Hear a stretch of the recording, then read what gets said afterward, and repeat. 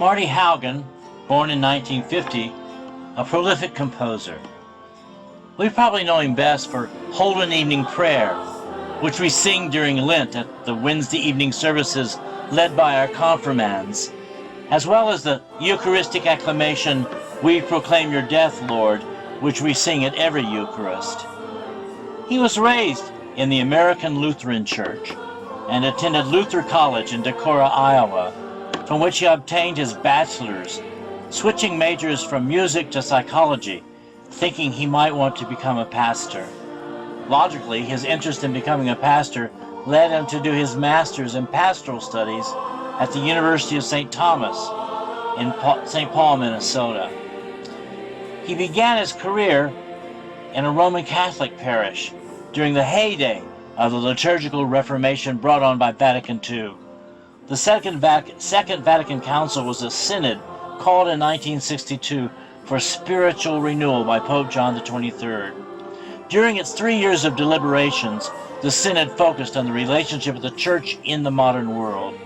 The worship reforms resulting from this synod sprouted worship reformations all throughout liturgical churches, including Lutherans. Haugen states, quote, "After the Second Vatican Council, we were young and enthusiastic. We still had this vision that the world could be changed and that institutions could be radically changed." He began his composing by setting music to psalms. At his first Sunday Mass, which called for the singing of the psalm, he writes, "I was struck by how badly the people sang and how poorly written the psalm setting was." He stated, "Growing up in the Lutheran Church, I knew and loved the Psalms, and I knew that the music should support the Word. To be faithful to the gospel is to bring together the traditions handed down with cultures they encounter." A worship minister operates from a position of vulnerability. Unlike the performer, the minister sets up the music in such a way that people will complete it.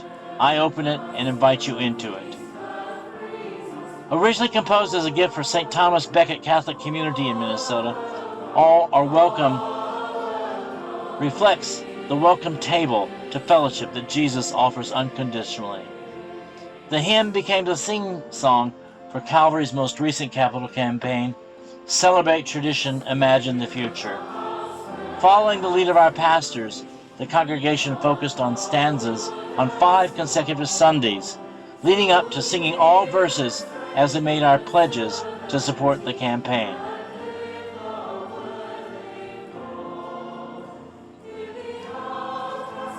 Haugen says that the first 4 verses reflect the division of gathering, word, meal, and sending. Calvary, the friendly church serving Christ and the community, has a rich tradition of intentional hospitality, spirit-filled worship, inspirational preaching, and high-quality music. Our community grew and continues to grow spiritually through not only worship, but a myriad of programs that serve beyond our walls. During the redo of the sanctuary, we gathered in the Family Life Center's gymnasium, as well as in Calvary's sanctuary, original sanctuary that is, which is now the Fellowship Hall. Our sojourn during the project was well worth the time, opening up the sacred space, improving acoustics, providing a room for fellowship, more room for fellowship in the narthex, and granting our musicians improved participation in worship, as well as a new workspace for altar guild duties and a columbarium. The new organ was Roy Redmond's 100th. The 3-manual 65-rank tracker was a result of a generous gift from the Peterson family. A year-long series of celebratory concerts revealed the instrument's possibilities. Everyone, it seemed, got involved into loading in the thousands and thousands of parts.